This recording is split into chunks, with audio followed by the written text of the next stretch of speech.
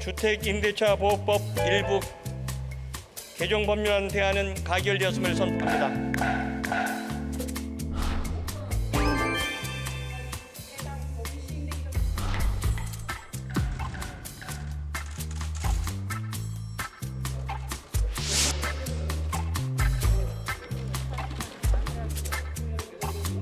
하지만 자금의 여당은 군사정권 시절에도 보지 못했던 일들을 태연하게 벌이고 있습니다. 진실로 누가 적폐입니까?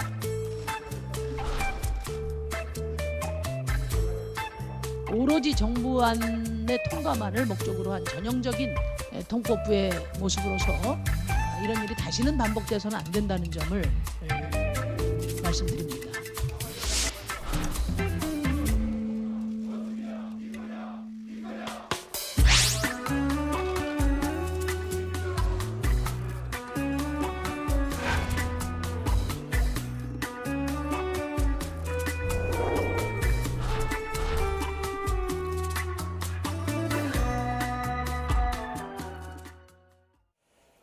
전월세 거주를 4년간 보장하고 인상률을 5%로 제한하는 주택임대차 보호법 개정안이 오늘부터 전격 시행이 됐습니다.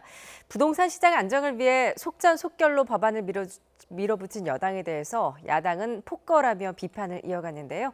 나이트포커스 오늘은 차재원 부산가톨릭대 교수, 이현종 문화일보 논설위원과 함께하겠습니다. 안녕하세요. 네, 안녕하세요. 어제 국회 본회의를 통과한 주택임대차 보호법 개정안이 오늘 국무회의를 통과하면서 곧바로 오늘부터 시행이 됐습니다. 세입자 권한이 좀 어떻게 강화되는 건지 다시 한번 정리를 좀 해볼까요? 예, 일단 지금 세입자 입장에서는 가장 큰 관심이 몰리는 부분이 일단 기간입니다. 일단 지금 현재 이 임대차 보호법, 그러니까 바로 이 개정되기 직전에는 2년이 보장되지 않습니까? 네. 근데 이번에는 이제 그 2년에다가 2년을 살고 난 뒤에 한 번 더 계약 그 청구권을 신청을 하면 집주인이 실거주 목적이 아니라고 한다면 이 지금 다시 또 2년을 더 연장할 수 있도록 됩니다. 그렇다고 한다면 이 지금 이 세대로 사는 분의 입장에서는 4년이 사실상 보장되는 셈이다. 그리고 또 이 지금 또 세입자 입장에서 또 관심이 많은 부분이 그러면 이제 계약이 갱신될 때마다 임대료가 올라가는 부분, 이 부분에 대해서 이 지금 최대 5%까지로 딱 상한을 정해놨습니다. 그런데 네. 이 지금 5%라는 것 자체가 5%가 최대치고요. 그러니까 각 지자체별 상황에 따라서 이 지금 그러니까 예를 들면 서울, 부산 뭐 이런 식으로 달리 그 지역의 상황에 맞게 상한을 따로 지금 그 조례에 의해서 설정을 할 수 있기 때문에 이 세입자 입장에서는 최대한 5% 정도까지만 더 올려주면 된다는 네. 마음의 각오를 하면 된다는 겁니다. 이 두 가지가 아마 가장 큰 이 지금 이 내용이라고 요약할 수 있겠습니다. 예, 그러니까 전월세 상한제, 계약갱신 청구권제라고 정리를 해볼 수 있을 것 같은데, 그런데 이 법안이 지난 29일 법사위에 상정된 뒤에 단 이틀 만에 좀 시행에 들어갔습니다. 이것도 굉장히 이례적인 일 아닌가요? 그렇죠. 굉장히 법안에 이렇게 어떤 속도가 빠른 거는 제가 국회를 한 20, 30년 출입했습니다만은 거의 처음 보는 것 같아요. 특히 이제 이 임대차 법부 같은 경우는 이제 우리나라에서 전월세 사시는 분들이 30%가 넘어섭니다. 그러니까 굉장히 어떤 면에서 보면 우리 실생활에 밀접하게 영향을 미치는 법안이거든요. 그럼에도 불구하고 굉장히 빠른 시간 안에 일단 통과됐다는 건데, 문제는 그런 것 같습니다. 이렇게 중요한 법안임에도 불구하고 이게 사실은 이제 법무부와 관련된 법안이기 때문에 법사위에서 다뤄졌지 않습니까? 네. 보통 이제 법률관 같은 경우는 각 상임위에서 토론을 해서 나중에 법사위로 넘어와서 거기서 여러 가지 또 자구 심사를 거쳐서 본회의로 넘어가는데, 이거는 법사위에 바로 넘어왔단 말이죠. 근데 관련된 법안들이 꽤 많았습니다. 이게 한 7개 법안 정도를 이제 여당 의원들이 제시한 것인데, 이게 네. 이제 하나로 합쳐졌어요. 그러면서 이제 법안이 당일날 법사위에 통과되는 그날 오전에서야 이게 법안이 제대로 된 법안이 이제 공개가 됐습니다. 이제 그렇다 보니까 이 상임위에는 보러 전문위원도 있고 야당 의원들도 있는데, 실제 야당 의원들이 이날 아침에 법안을 받아봤다는 거예요. 예. 그러니까 정확한 내용들을 파악하지 못한 상황에서 사실 소위원회도 거치지 않고 축조심의도 거치지 않고 대체토론도 거치지 않고 바로 법사위에 통과를 해버렸으니까, 제가 볼 때는 아마 여당 의원들도 이거 제대로 파악하고 있는 분이 없을 거예요. 그래서 법사위에 통과했고, 이제 어제 지금 전체 그 본회의를 통과했고, 오늘 국무회의를 통해서 이제 이미 관보에 게재됨으로 해서 오늘부터 이제 시행하게 될 것인데 네. 사실 뭐 그동안 이게 여러 가지 논의되어 왔던 사안이라고는 하지만 굉장히 구체적으로 들어가서는 하여튼 이게 집을 팔고 사고 뭐 등등 하는 데서는 굉장히 까다로운 절차가 있고 또 여러 가지 상황들이 변수들이 많거든요. 예. 그리고 지금 뭐 오늘 되게 혼란이 일어난 게 지금 부동산 중개업 하시는 분들 같은 경우는 뭐 하루 종일 이거 관련돼서 지금 전화도 받고 상담도 받고 국회의원회관에도 보니까 전화가 굉장히 많이 간 것 같아요. 왜냐하면 이게 지금 제대로 어떤 심의 기관 자체가 없다 보니까 언론도 마찬가지고 저희들도 마찬가지고 이런 상황에서는 어떻게 되지? 왜냐하면 변수가 많거든요. 예. 상황에 따라서 변수가 많고 이렇기 때문에 지금 당장 오늘 지금 나온 게 지금 보완하는 걸 또 하겠다라고 이야기 나오는 것 자체가 뭐냐면 허점들이 있습니다. 예를 들어서 전세 같은 경우는 대출을 받지 않습니까? 이 대출을 받을 때 이 집주인이 어떤 면에서 보증을 서줘야지만 대출을 받는 경우가 있어요. 네. 근데 문제는 이게 집주인이 보증을 서주지 않을 경우는 대출을 못 받기 때문에 사실은 계약이 할 수가 없게 되지 않습니까? 바로 이런 허점들을 이용을 해서 집주인들 같은 경우는 계약을 하지 않는 경우도 있다고 그래요. 이제 근데 지금 이거는 정부가 미처 어떤 면에서 발견하지 못한 것을 오늘 또 이걸 보도자를 통해서 입장을 냈습니다. 굳이 그게 필요한 게 아니다는 입장을 냈는데 실제 현장에서는 또 상황과 전혀 다르게 움직이고 있어요. 이제 그렇다 보니까 결국은 법안 처리도 국회의원들도 제대로 모르는 상황에서 통과됐고 시장에서도 제대로 모르다 보니 굉장히 좀 혼란이 많은 상황이 지속되고 있는 것 같습니다. 예, 그러니까 법안 심사 과정이 사실상 생략이 되면서 이제 국회법 절차상에 좀 문제가 있었다라고 지적을 해주셨는데 야당은 물론 비판이 쏟아졌고 정의당도 지금 각을 세우고 있습니다. 그리고 여당 내부에서도 좀 협치 실종에 대한 비판의 목소리가 나왔거든요. 교수님께서는 어떻게 평가하십니까? 예, 뭐 지금 여당 의원 중에서도 뭐 상당히 이 소수의 물리적인 폭력도 문제다는 이야기가 나왔죠. 그만큼 이 사실 이렇게 그러니까 국회의 여러 가지 절차를 이렇게 좀 패싱한 부분에 대해서 자체적으로 비판도 있습니다만 아마 이 정부 여당의 입장에서는 상당히 이걸 좀 빨리 처리할 수밖에 없었던 그런 나름대로의 절박한 또 이유는 또 있는 것 같아요. 네. 예를 들면 지금 주택 임대차 보호법과 관련된 것은 상당히 바로 앞에 20대 국회, 19대 국회도 계속적으로 발의 민주당이 중심으로 해서 발의가 되어 왔던 법들이거든요. 예. 그동안 근데 민주당이 안정적인 의석을 확보하지 못하기 때문에 이걸 간철시키지 못했고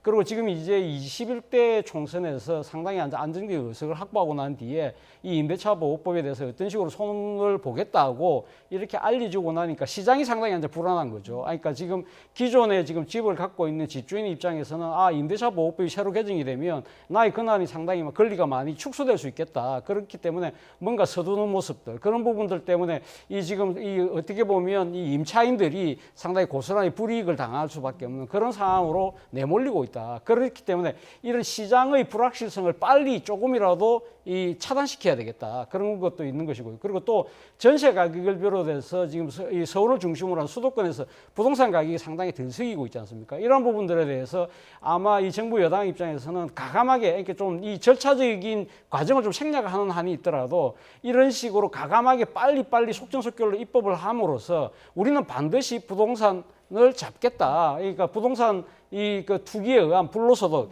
이거는 어떤 식으로든 우리가 건절한다는 강력한 정책 의지를 보이겠다는 각오가 분명히 있는 것 같고요.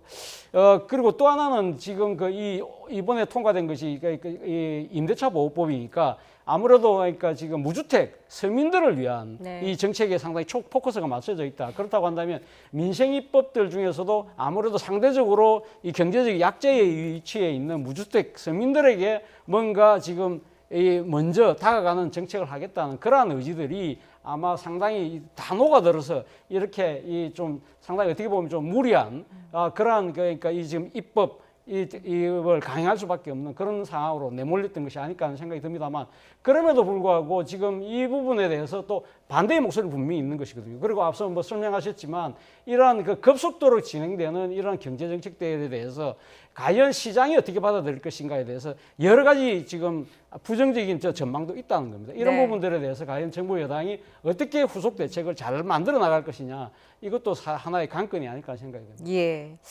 여당은 이제 신속한 법 시행의 당위성을 강조를 하면서 다음 달 4일 예정된 본회의에서 남은 부동산 관련 법안도 반드시 통과시키겠다는 입장입니다. 통합당은 거세게 반발하면서도 속수무책인 상황인데요. 여야 원내대표의 발언 차례로 들어보시죠. 국지적인 시장 교란 행위에 대해서는 모든 행정력과 정책 수단을 동원해 강력히 대처하겠습니다. 민주당과 정부의 투기 근절과 부동산 시장 안정화에 대한 정책 의지는 확고하며 약간의 시간만 흐르면 우리나라 부동산 시장에 어제 통과시킨 법들이 더 큰 혼란을 일으킬 텐데 그것은 뭐 한 2년 지나서 일이고 지금 우리는 당장 뭐라도 우리 때만 넘기자 이런 어떤 아주 무책임한 의회주의의 파괴이고 국정에 대해서 이거 완전히 거의 저는 이게 난동 수준의 입법이라고 보고 있습니다. 예, 여당은 뭐 시장 교란 행위에 대해서 강력히 대처하겠다면서 사실상 민심 달래기에 나선 것 같은데 이제 다음 달 4일이죠. 남은 부동산 관련 법안도 좀 처리를 하겠다라는 입장입니다. 그 전망에 대해서는 어떻게? 그렇죠. 뭐 이제 이미 이제 기차는 출발했고 예. 중간에 설 수는 없는 상황 같아요. 왜냐하면 이게 이 부동산법이라는 게 사실은 시장에서 얼마나 어떤 그 신뢰를 하느냐, 그리고 또 정부 여당이 어떤 면에서 주춤한다고 하면 바로 또 시장에 영향을 미칠 수가 있기 때문에 일단 한번 출발한 지금 이 법 자체는 아마 뭐 설 수는 없을 것 같습니다. 특히 뭐 지금 김태년 원내대표가 아마 조영 원내대표한테 8월 4일까지만 좀 봐주라라고 이야기를 했다고 이제 전해지는데 네. 그 이야기는 결국 그런 것 같아요. 지금 일단 이 두 가지 법률 통과시키고 나머지 지금 법안들을 일단 8월 4일 날 통과시켜야 되지만이 지금까지 정부가 발표해왔던 여러 가지 부동산 정책을 입법으로 일단 뒷받침해 줄 수가 있는 거거든요. 근데 문제는 이제 이게 과연 성공하느냐 마느냐는 이제 앞으로 시장에 달려 있는 거죠. 그러니까 그거에 대해서는 이제 온전히 사실은 여당이 책임을 져야 되는, 정부와 여당이 책임을 져야 되는 이제 그런 상황인데, 왜냐하면 지금 야당 입장에서 보면 야당이 배제된 상황에서 일단 법안이 통과되고 또 되기 때문에 그렇게 되면 이제 앞으로 일어날 수 있는 모든 어떤 이 공과에 대해서는 여당과 정부가 책임질 수밖에 없는 상황 아닌가 싶습니다. 예. 그러나 이제 한편으로 보면 과연 이제 이런 어떤 국정 기조, 어떤 운영 기조를 계속 가져가 나갈 것인가에 대한 또 의문도 있어요. 물론 뭐 이번에 어떤 면에서 보면 좀 부동산 문제는 굉장히 여론의 지지도에 영향을 또 미쳤고 네. 지금 뭐 대통령 지지도 계속 떨어지고 있는 상황에서 뭔가 브레이크가 필요하다는 여당의 절박감은 뭐 이해를 하겠습니다만은, 그러나 또 국정 운영을 한번 이렇게 독단적으로 운영하다 보면 지금 뭐 어떤 면에서 보면 속도의 유혹을 많이 느끼게 돼요. 사실 민주주의라는 게 이게 사실은 굉장히 비효율적이고 시간도 많이 걸립니다. 그렇지만 그 결과 자체가 누구나가 다 용인할 수 있는 결과가 나온다는 게 또 민주주의의 힘이거든요. 근데 문제는 이렇게 빨리 통과시키면 빠른 속도의 속도는 할 수 있습니다만 나중에 나오는 부작용이라든지 그것에 대한 이제 어떤 피해는 고스란히 이제 그 시행자의 책임으로 돌아가는 거거든요. 예. 그런 면에서 보면 저는 일단 여당 같은 경우는 호랑이 등에 탄 상황이 아닌가, 내릴 수도 없는 상황이기 때문에 또 그 책임도 어차피 앞으로도 져야 될 상황이 아닌가 싶습니다. 예. 반면 통합당 같은 경우는 굉장히 이제 무기력하다는 네. 비판이 쏟아지고 있습니다. 통합당으로서는 지금 별다른 카드가 보이지 않고 뭐 장외투쟁 카드도 만지작거리고 있는 것 같기는 한데요. 사실 뭐 네. 장애투쟁 자체가 쉽지는 않을 것 같습니다. 오늘 뭐 조영 원내대표도 이 언론 인터뷰에서 그런 상당히 장애투쟁 자체가 힘들다고 이야기했는데 그 이유는 뭐 지금 다 알다시피 코로나 전국이고요. 예. 그리고 지금 또 이 폭우로 인해서 수해 피해가 상당히 지금 많이 지역에서 일어나고 있는 상황. 그리고 또 한편으로는 무엇보다도 지금 또 휴가철이지 않습니까? 그리고 또 사실 장애투쟁을 해서 지난 20대 국회 과정에서 강력한 장애투쟁을 했지만 그런 것들이 상당히 어떻게 보면 민심의 이반을 오히려 더 촉구하는 그러한 결과를 낳았다는 것이죠. 그런 측면에서 보면 장애투쟁이 지금 답은 아니라고 생각을 하는 것 같아요. 그렇다고 한다면 남는 것은 그러면 결국 국회 내에서의 투쟁인데 국회 내 투쟁 자체도 많은 분들이 생각해서 고개를 갸웃거리는 부분이 지금 그래도 100석이 넘는 의석을 갖고 있다고 한다면 예를 들면 지금 국회법상 보장되어 있는 뭐 안건조정위원회라든지 필리버스터라든지 그런 여러 가지 합법적인 그러니까 의사 진행을 그러니까 저지할 수 있는 그런 그 대책을 왜 하지 않았을까라는 의문을 갖는다는 겁니다. 물론 조영 원내대표는 오늘 인터뷰에서 또 그런 이야기를 했어요. 안건조정위 같은 경우는 지금 6명 여야 동수로 뭐 6명씩 3명씩 6명으로 구성되지만 야당의 목 중에는 예를 들면 친여 성향의 야당도 들어가기 때문에 하나만 한 것이라고 하지만 그러나 그러한 안건조정위를 통해서 뭔가 어필을 하는 모습들 그 과정에서 정부 여당이 갖고 있는 절차상의 하자를 지적하는 모습을 통해서 국민들 입장에서는 이 법의 시행을 하는 과정에 있어서 뭐가 문제라는 걸 인식할 수 있다는 것이죠. 마찬가지로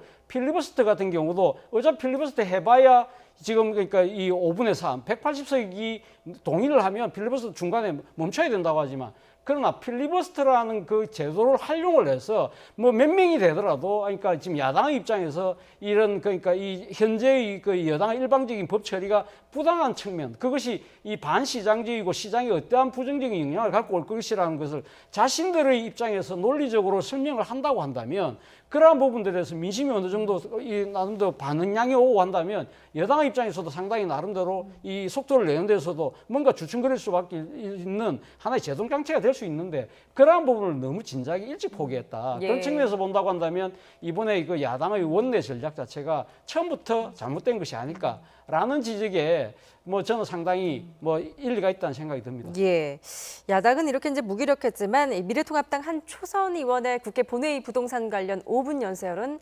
강렬했다는 평가를 받고 있습니다. 윤희숙 미래통합당 의원의 연설 내용 직접 들어보겠습니다. 저는 임차인입니다. 제가 지난 5월 이사했는데 이사하는 순간부터 지금까지 집주인이 2년 있다가 나가라 그러면 어떡하나 하는 걱정을 달고 살고 있습니다. 임대인에게 집을 세놓는 것을 두려워하게 만드는 순간 이 시장은 붕괴하게 돼 있습니다. 고성장 시대에 그 금리를 이용해서 임대인은 목돈 활용과 이자를 활용했고, 그리고 임차인은 저축과 내 집 마련으로 활용했습니다. 그 균형이 지금까지 오고 있지만 저금리 시대가 된 이상 이 전세 제도는 소멸의 길로 이미 들어섰습니다. 그런데도 많은 사람들은 전세를 선호합니다. 그런데 이 법 때문에 너무나 빠르게 소멸되는 길로 들어설 수밖에 없게 된 것입니다. 수많은 사람을 혼란에 빠뜨리게 된 것입니다. 벌써 전세 대란이 시작되고 있습니다.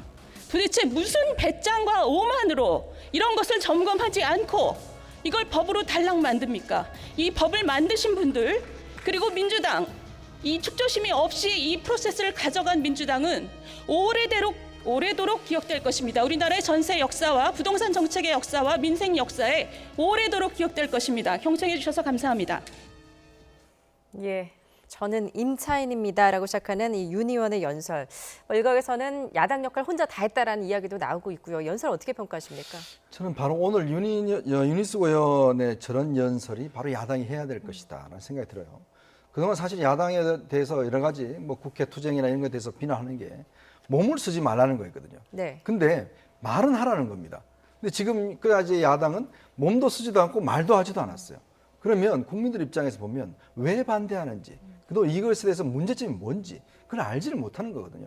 그냥 고함만 치고 이렇게 뭐 하지 마라 그러고 잘해먹어 이렇게 하고 나가는 게 그게 야당의 능사가 아니에요. 예. 문제는 아까도 그 차 교수님 이야기를 했지만, 그럼 우리 주장이 뭐다라는 것, 이 문제점이 뭐다라는 것을 가진 방법을 통해서 국민들에게 전달해주고 그것을 보고 국민들은 판단하는 겁니다. 야당의 주장이 옳은 것인지 여당의 주장이 옳은 것인지. 네. 이 윤희숙 의원이 오늘 5분 동안 전 한 영상을 저는 오늘 수십 번 봤는데요. 정말 이 짧은 연설 안에 전문가적인 식견과 진정성, 정말 손이 덜덜 떨리면서도 네. 본인이 이 전달하는 메시지를 통해서 아, 이게 문제였구나라는 것들은 아마 국민 여러분께서 다 아실 것 같아요. 그리고 아마 여당 의원들도 뜨끔했을 겁니다. 바로 이 지적한 문제들, 이것이 왜 이 문제가 되는지에 대해서 굉장히 여당 의원도 오늘 경청하는 모습을 보였거든요. 예. 저는 그래서 야당이 어떤 면에서 수가 문제가 아닙니다.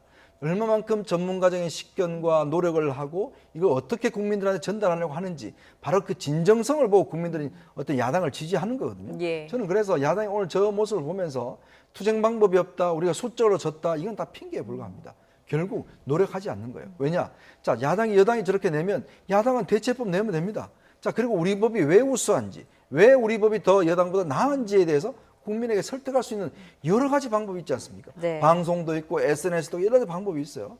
그럼 국민들이 보시기에 아, 야당이 정말 저렇게 대안이 있구나, 수권 정당으로서 가능성이 있구나라고 판단하시는 거거든요. 저는 그래서 오늘 윤희숙 의원 같은 이런 어떤 앞으로의 활동들을 통해서 야당은 야당다운 어떤 면에 한다라고 한다면, 저는 어떤 면에서 보면 야당이 충분히 투쟁할 수 있는, 장애에서 수십만 명 모아지 않고라도 정말 많은 분들이 오늘 이 영상을 보면서 느꼈던 그런 어떤 느낌들을 가질 수 있지 않겠는가, 예. 그런 생각이 듭니다. 임대차 3법이 가져올 후폭풍을 경제 전문가로서 굉장히 조목조목 잘 분석을 했다라는 분석인데, 그 오늘 연설 가운데 이제 전세 제도가 이 네. 법안 때문에 빠르게 소멸할 것이다라고 전망을 했거든요. 이 네. 부분에 대해서는 어떻게 생각하십니까? 뭐 아마 제 생각에는 지금 사실 전세 제도라는 것 자체가 이 사실 전 세계에서 우리나라만 거의 갖고 있는 유일한, 뭐 어떻게 보면 상당히 특수한 제도라고 할 수 있는 것이죠. 그렇기 때문에 아무래도 지금 그러니까 전세 제도라는 것 자체가 지금 점점 조금 더 이렇게 줄어들 수밖에 없는 상황에 있다. 그것은 뭐 이 시대적 추세라고 할 수 있는데요. 그런데 이제 과연 윤희석 의원이 이야기하는 것처럼 이번에 개정된 임대차 보호법 때문에 그럼 전세가 그럼 급격히 줄어들 것이냐 그런 시각도 있지만 또 이게 또 다른 시각도 있어요. 예를 들면 지금 시중에 유동성이 상당히 지금 많잖아요. 그러니까 지금 너무 돌아다니는 돈이 많다 보니까 금리가 상당히 낮아요. 그러니까 이 집주인 입장에서 보면 전세로 거액의 돈을 만약에 그러니까 이걸 받아들인다 하더라도 그 돈을 굴리는 과정에 있어서 사실상 실질적으로 이득이 되지 않는다.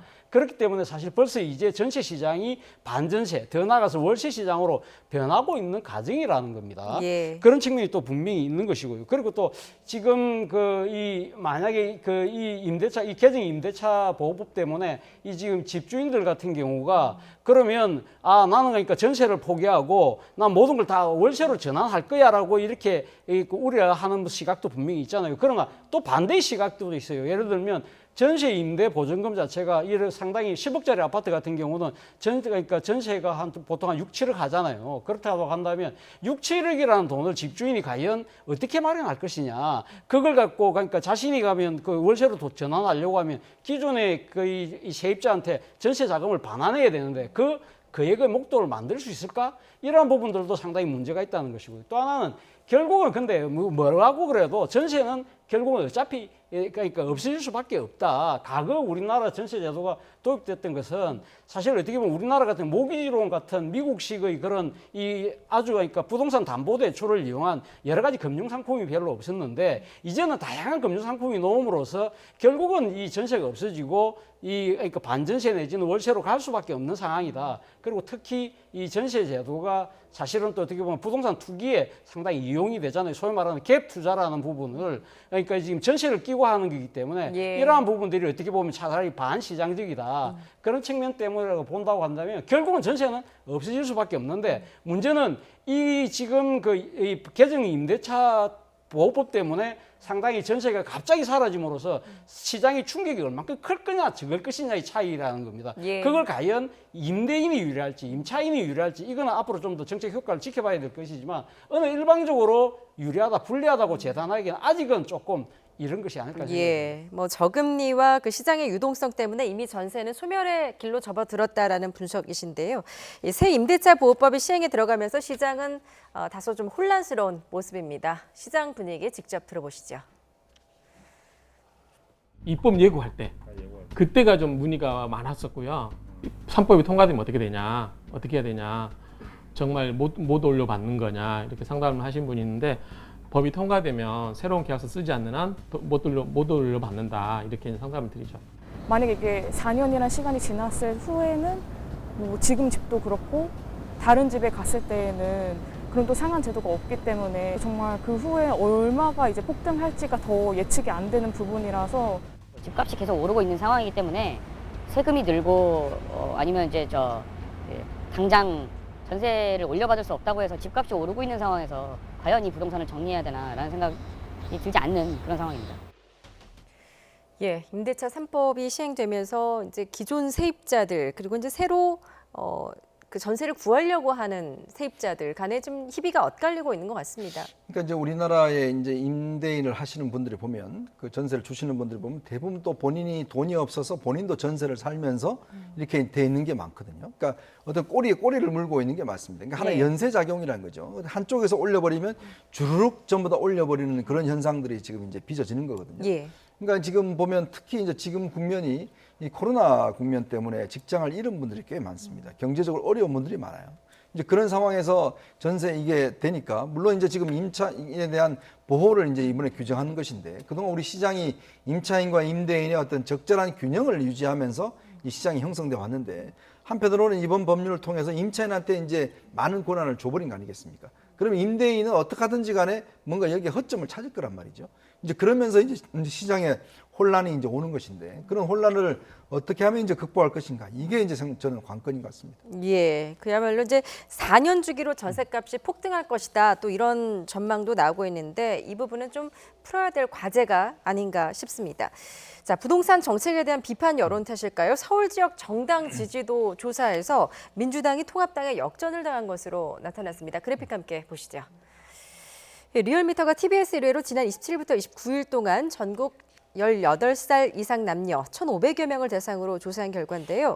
서울 지역 정당 지지도에서 통합당이 40.8%, 민주당이 31.4%로 나왔습니다. 통합당이 9.4%포인트나 높았는데 이렇게 역전당한 결과 어떻게 분석하십니까? 아마 민주당 입장에서 상당히 좀 충격적으로 받아들일 것 같아요. 예. 지난번 그러니까 이 4월 15일 날 총선 때 사실 서울은 거의 뭐 압승을 하다, 전승을 완승을 하다시피 정도로 이겼는데 이번에는 정반대의 결과가 나왔다.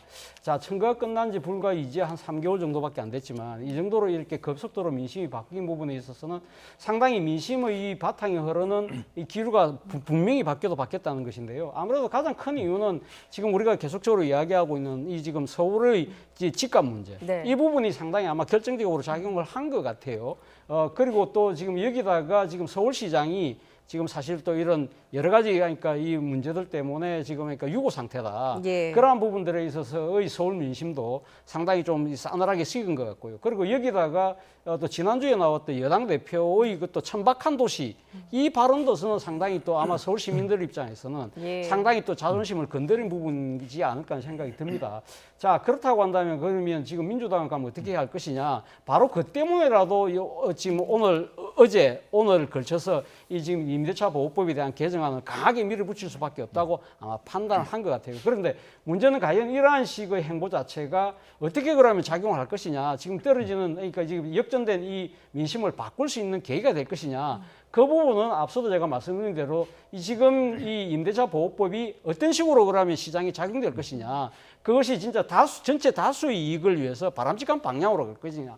아니면 지금 야당 일각이 이야기하듯이 반시장적인 그 정책으로 인해서 시장이 더 요동치고 이 전체 시장이 더 교란이 될 경우에는 실질적으로 지금 보호하려는 임차인, 이 우리 무주택 서민들에게 더 큰 부담이 될 경우에는 아마 지금 이 추세가 더 가속화될 수도 있겠죠. 그런 예. 부분들이 상당히 뭐 저도 지금 어떻게 될 거라고 저는 딱 부러지게 말할 수는 없습니다만 예. 그러나 일단 정부 여당의 입장에서는 일단 현재 지금 하고 있는 이 부동산에 대한 강력한 이 나름대로의 대책 이러한 부분들이 아마 먹힐 거라고 판단하는 것 같아요. 그렇기 때문에 이렇게 지금 강력하게 밀어붙이는데 이 부분에 대한 부분은 만약에 아닐 경우는 거기에 대한 정책 책임도 같이 져야 되겠죠. 예, 민주당 입장으로서는 이 여론조사 결과에 상당히 고심이 깊을 것 같습니다. 어떻게 보십니까?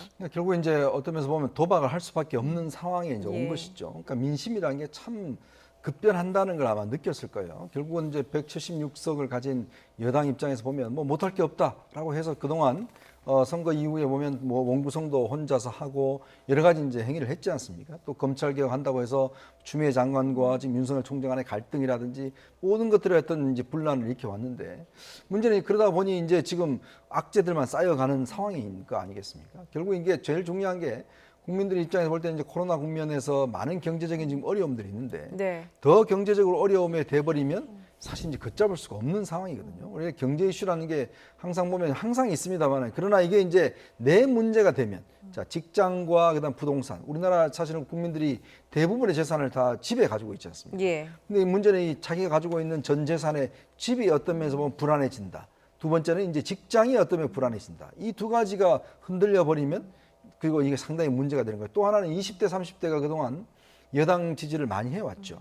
그러나 이제 20대, 30대 입장에서는 직장과 집과 하는 문제가 이게 어떤 면에서 비전이 없다라고 생각할 경우에 굉장히 어떤 면에서 보면 여당의 등을 돌릴 수 있는 그런 상황이거든요. 예. 저는 그래서 여당이 지금 여러 가지 뭐 수도 이전 문제 등등을 이제 내놓고 있는데 물론 이제 마음 급한 건 알겠어요. 그러나 경제라는 게 그렇게 빠른 시간 안에 어떻게 회복되지는 않습니다. 근데 문제는 또 하나는 이제 신뢰 회복이 굉장히 중요하고 또 네. 말의 중요성이 있어요. 사실은 이제 책임을 조금 나눠 가질 필요가 있습니다. 저는 예를 들어서 이 법 같은 경우도 지금 야당이 굳이 반대를 할 수 있는 명분은 크게 없어요. 그렇다면 절차상 야당과 조금의 어떤 시간을 가지고 뭔가 했더라면 어땠을까라는 그런 의문이 있는 거죠. 예. 그러니까 결국은 문재인 대통령이 지난번 개원식 때 나와서 협치를 강조했지 않습니까? 근데 행동은 또 전혀 다른 방향으로 지금 가고 있잖아요. 그러면 물론 뭐 여당이 지금 마음 급한 건 알겠습니다만, 그러나 함께 어떤 리스크를 공유를 할 때 여당도 책임을 덜 하는데, 문제는 지금 이제는 온전히 여당의 몫이 돼버렸어요. 그러니까 그러면 이 결과에 대한 것도 여당의 몫이 돼버리면서 예. 사실 이제 이번 아마 9월달, 10월달 정기국회에 들어가면서 이 부동산 정책에 대한 성과가 나오기 시작하면 여당으로서도 좋게 나오면 뭐 상당히 이제 반전의 계기가 되겠습니다만은, 그러니까 나쁘게 나온다고 하면 그러면 또 이게 지금 여당의 또 새로운 대표가 나가서는 아니겠습니까? 상당히 어려운 국면으로 가는 게 아닌가 싶습니다. 예. 자, 뭐 이런 가운데 오늘은 이제 노영민 대통령 비서실장이 청와대 고위공직자에게 권고를 했던, 집을 팔라라고 권고를 했던 마지막 날이었습니다. 그런데 여전히 청와대 참모 8명이 다주택자라고 합니다. 예, 뭐 지금 8명이 다주택자로 그러니까 이거 데드라인을 넘은 상황이지만, 일단 뭐 참모 8명 모두 다 그러니까 이 지금 이 다주택인 부분에서 한 채만 남기고 다 팔겠다는 입장을 분명히 했다고 그럽니다. 그럼에도 불구하고 왜 지금 다 못 팔았느냐, 뭐 여러 가지 뭐 분양권 전매 제한에 걸렸다든지, 그리고 또 그러니까 지방에 있는 것 같은 경우는 매기가 없어가지고 도저히 안 팔리고 있다, 뭐 그런 측면도 있죠. 그래서 일각에서는 과연 그러면 이 시세보다 좀 싸게 내놓으면 될 건데 시세 그대로 내놓기 때문에 안 팔려고 하는 거 아니냐, 그런 식의 뭐 의구심도 지금 이게 제기를 합니다만, 청와대 쪽은 그건 아니다, 나름대로 팔려고 정말 노력하고 있다. 그렇기 때문에 청와대 쪽에서는 일단 8명의 참모가 진짜 이 진정성이 있게 이 지금 그러니까 이 여분의 그러니까 주택을 팔겠다는 그 진정성은 믿어달라고 지금 이야기를 하고 있습니다. 그렇기 때문에 아마 뭐 제가 생각했을 때도 청와대가 이렇게 이야기하는 만큼 지금은 이제 마지막 못 판 이 지금 아마 참모들은 아마 조속한 시일 내에 완성이 될 것 같아요. 다 팔 것 같아요. 그런데 문제는 지금 이 청와대 참모뿐만 아니라 지금 장관들 같은 경우도 지금 8명인가 지금 다주택자잖아요. 네. 근데 지금 장관들 같은 경우는 지금 팔았다는 이야기가 거의 들리지가 않고 있거든요. 자, 그렇다고 한다면 이 장관들은 그걸 왜 안 파느냐, 이런 부분들에서 많은 국민들이 고개를 갸웃거리지 않을까요? 물론 뭐 이 장관들 같은 경우도 지금 뭐 누가 팔지는 모르겠습니다. 그러니까 장관들 같은 경우는 이 청와대 참모들처럼 우리가 팔기로 했다는 이런 공식적인 발표가 없어요. 그러다 보니까 이런 의구심이 지금 커지고 있는 상황이기 때문에 이 부분에 대해서도 뭐 예를 들면 뭐 지금 총리실 차원에서라도 한 번쯤은 정리를 해서 어느 장관은 다 팔고 이런 문제 때문에 지금 이제 지금 진행 중이라는 식의 네. 이 지금 이게 설명이 있어야 되지 않을까. 그렇다고 한다면 대통령 참모는 파는데 이 지금 국무위원은 안 팔고 있다, 이러면 이것도 뭔가 좀 엇박자가 나면서 대국민 신뢰도에 상당히 금이 갈 수밖에 없는 상황이라고 한다면, 아마 지금 뭐 내각 차원에서 이 문제에 대해서도 조금 이야기할 필요가 있지 않나 생각이 듭니다. 예. 앞으로 이제 고위공직자 임용에도 이제 다주택 여부가 좀 중요한 기준이 될 전망인데요. 앞으로 좀 지켜보도록 하겠습니다.